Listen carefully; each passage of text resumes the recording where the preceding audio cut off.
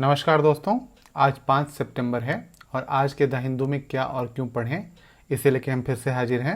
आज शिक्षक दिवस भी है, तो आप सभी को शिक्षक दिवस की ढेरों शुभकामनाएं। और जो हमें आज सबसे पहली न्यूज़ पढ़नी है वो है destruction balloon in the winds of federalism, है ना। जो वन नेशन वन इलेक्शन की बात की जा रही थी, सिमल्टेनियस मतलब एक साथ चुनाव करने की बात की जा रही थी, इसी पे एक विपक्षी मतलब जो तर्क दिए गए हैं वो इस पे लिखा गया है कि यह एक मतलब ऐसा मतलब निर्णय होगा जो संभव नहीं है। इस पे कुछ तर्क दिए गए हैं, तो आपको क्या करना है, देखो प्रभाव नहीं होना है, प्रभावित नहीं होना है। प्रभावित नहीं होते हुए भी आपको एक नज़रिया रखना है कि कौन कौन से पक्ष में तर्क दिए जा सकते हैं और कौन कौन से विपक्ष में तर्क दिए जा सकते हैं। आपको इससे कोई मतलब नहीं है कि अभी देश में किस प्रकार की राजनीतिक, कौन सी राजनीतिक पार्टी आ रही है, कौन सी राजनीतिक पार्टी जा रही है, इससे कोई मतलब आपको नहीं रखना है। आपको सिर्फ यह रखना है कि इसका प्रभाव किस प्रकार से होगा। सकारात्मक नकारात्मक दोनों पक्ष आप लिखेंगे। यदि एक साथ चुनाव होते हैं तो इसके सकारात्मक पक्ष क्या हैं, इसके नकारात्मक पक्ष क्या हैं, बस इसके अलावा आपको कोई काम नहीं करना है, ठीक है। इसके बाद जो अगली न्यूज हमें पढ़नी है, emerging countries need women lead climate action. अब भी आपने एक बात सुनी होगी कि यदि पर्यावरण जो सुधार होता है या पर्यावरण में जैसे कार्बन कम उत्सर्जन होता है तो इससे वुमेन एम्पावरमेंट बढ़ता है ना। अब यहाँ पे कहा गया कि वुमेन लेड क्लाइमेट एक्शन, जो महिलाएं हैं उसके अगुवाई में क्लाइमेट एक्शन हो तो वो बेहतर है। जैसे एक उदाहरण छोटा सा देता हूँ कि हिमाचल प्रदेश में एलपीजी कनेक्शन यदि दिए जाएं तो इससे जो महिलाएं हैं वो सशक्त होंगी, या पॉल्यूशन या हिमाचल प्रदेश में कार्बन उत्सर्जन कम किया जाए तो इससे महिलाएं सशक्त होंगी। किस प्रकार से होंगी इसको आपको मैं थोड़ा सा बताता हूँ। चूंकि प्राथमिक कार्य महिलाओं का भोजन बनाना होता है और इसका ईंधन जुटाना उनका ही काम होता है। गांव में आज भी यही होता है। गांव में हिमाचल में महिलाएं क्या करती थी, वो लकड़ियां चुनने जाती थी, लकड़ियां चुन के लाती थी और उससे क्या करती थी, फिर खाना बनाती थी। और खाना वो जो बनता था वो धुएं में बनता था। इससे क्या था, स्वास्थ्य पर प्रभाव पड़ता था, समय जाता था। अब एलपीजी कनेक्शन यदि मिल जाए तो इससे क्या होगा कि लकड़ियां चुनने में जाने वाला समय खत्म, वो नहीं जाना जाएगा। दूसरा, जो धुएं से नुकसान हो रहा था उनको, वो नुकसान खत्म। अब ये जो बचा हुआ समय है वो क्या करेंगी, या तो सेल्फ हेल्प ग्रुप बनाएंगी, या तो पढ़ाएंगी, या तो पढ़ेंगी, या कुछ नया चीज सीखेंगी। इससे क्या होगा, जाहिर सी बात है कि उसकी जो ये कार्य करेंगी वो मौद्रिक भी हो सकता है। यदि मौद्रिक होगा तो आमदनी बढ़ेगी, और आमदनी बढ़ने के बाद किसी भी महिला की आमदनी बढ़ने के बाद वो थोड़ा स्वतंत्र होना शुरू हो जाती हैं, है ना। तो इस प्रकार से ये आप ये देखेंगे वुमेन लेड क्लाइमेट एक्शन लिया जाए तो बहुत हद तक एक महिला सशक्तिकरण की दिशा में ये बड़ा कदम होगा।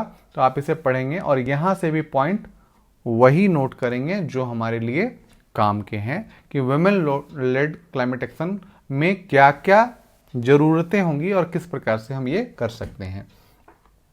इसके बाद जो हमें पढ़ना है वो पेज नंबर 9 पे पढ़ना है। और 25% Pradhan Mantri Ujjwala Yojana customers took no cylinder refill और जस्ट वन लास्ट ईयर, है ना। तो जो उज्ज्वला योजना है उसमें जो है मिला ही नहीं है ना। तो ये आपको देखना है कि आखिर ऐसे जो योजनाएं चलाई जाती हैं तो इसमें किस प्रकार के या किस तरीके की चीज़ें करनी चाहिए। अब यहाँ पे बात है कि जो उज्ज्वला योजना में हमें क्या करना था कि हमें एक स्कीम चलाई गई थी जिसमें मुफ्त सिलेंडर दिए गए थे और उसमें चूल्हा दिया गया था, ताकि वो जो है, अभी हमने हिमाचल की बात करी, ताकि वो जो है कार्बन उत्सर्जन कम से कम करें। लेकिन यहाँ पे आंकड़े बताते हैं कि लास्ट ईयर में या तो नहीं मिला है या तो एक सिलेंडर मिला है ना।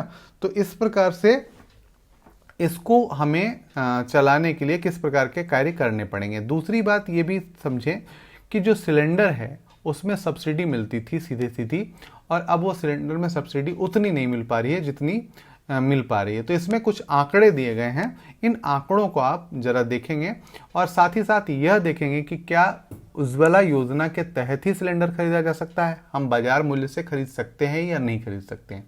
यदि बाजार मूल्य से सिलेंडर खरीदते हैं तो क्या वह जो है पहले जो परंपरागत रूप से ईंधन जो जलाते थे उससे सस्ता पड़ेगा या महंगा पड़ेगा। और सिर्फ यहाँ पे मूल्य नहीं देखना है, मूल्य के साथ साथ स्वास्थ्य जोखिम और समय का सदुपयोग भी देखना होगा। तो डाटा भी देखना है और साथ ही साथ उससे तुलना करनी है कि क्या हमारा जो मूल्य बच रहा है या समय बच रहा है वो बराबर है या ज़्यादा अच्छा पड़ रहा है। तो ये हमें यहाँ पे एक मोटा मोटा अनुमान जरूर लगाना है, ठीक है। इसके बाद जो है हमें पेज नंबर 10 पे पढ़ना है, और Aditya L1 it's functioning and propose, है ना। आदित्य L1 छोड़ा गया था, इसका फंक्शन क्या है और किस पर्पस से, किस उद्देश्य से पूछा गया है, इसके बारे में यहाँ पे डिटेल चर्चा की गई है। तो आप इसे देख लेंगे। मॉनिटरिंग द सन, किस प्रकार क्या मॉनिटर करेगा, किस तरीके की चीज़ें देखेगा, कौन कौन से सपोर्टिंग एजेंसी हैं, ये यहाँ पे पूरे आपको यहाँ पे डिटेल दिया गया है। तो आप इसको पढ़ लेंगे। इसके बाद जो है एक न्यूज़ है और बहुत अच्छी न्यूज़ है, मतलब न्यूज़ क्या है, एक चर्चा की गई है। अंडरस्टैंडिंग लैसाइट, लाइसाइट कह सकते हो, उच्चारण फ्रेंच में है तो लैसिट कह सकते हैं। The French principle of secularism, secularism है ना, धर्मनिरपेक्षता कह सकते हैं या पंथ निरपेक्षता हम कह सकते हैं। फ्रांस जो है एक पंथ निरपेक्ष देश है, वहाँ पे एक अबाया नामक एक वस्त्र चलता है जो मुस्लिम महिलाएं धारण करती हैं।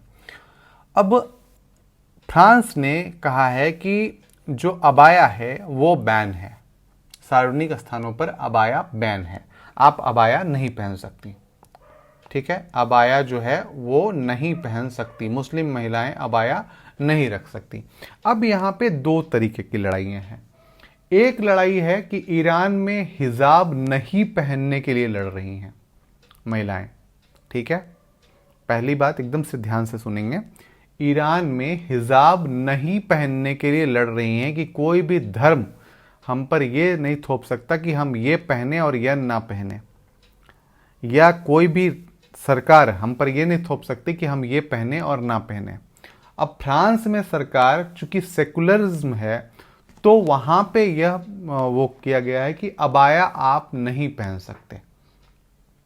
अब यहां पे बहुत ही माइन्यूट अंतर है, बहुत ही महीन अंतर है, ध्यान रखिएगा कि कुछ चीजें जो धार्मिक रूप से अनिवार्य हैं उनके लिए अधिकांश देश मना नहीं करते हैं, पर जो धर्म के नाम पर चीजें थोपी गई हैं या फैशन बना लिया गया है उनको बैन जरूर किया जाता है, जो भी सेकुलर या जो भी धर्मनिरपेक्ष देश हैं उन जगहों पे। फ्रांस इनमें अगुआ है ना। तो ये इसी पे एक चर्चा की गई है। तो आप प्रिंसिपल ऑफ सेकुलरिज्म फ्रांस का जो है उसके बारे में यहाँ पे चर्चा की गई है, तो आप इसे पढ़ लेंगे, ठीक है। इसके बाद पेज नंबर 11 में ही है, पेज नंबर 2 पे है, लास्ट पेज पे है, A radical idea to settle the universe expansion dispute, है ना। तो यूनिवर्स का एक्सपेंशन हो रहा है या नहीं हो रहा है, इसी पे बात की जा रही है। एक रेडिकल आइडिया है to settle the universe expansion dispute. Scientist from ICTS Bangalore has proposed a new way to measure the Hubble constant which could help resolve the crisis in cosmology above how fast universe is accelerating। मतलब किस प्रकार से यह जो universe है या ब्रह्मांड है या फैल रहा है, इसके बारे में बात की गई है।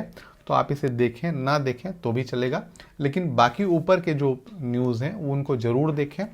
दोस्तों, यदि आप पहली बार इस चैनल पे आए हैं तो प्लीज़ सब्सक्राइब कर लें, लाइक कमेंट शेयर ज़रूर करें। धन्यवाद।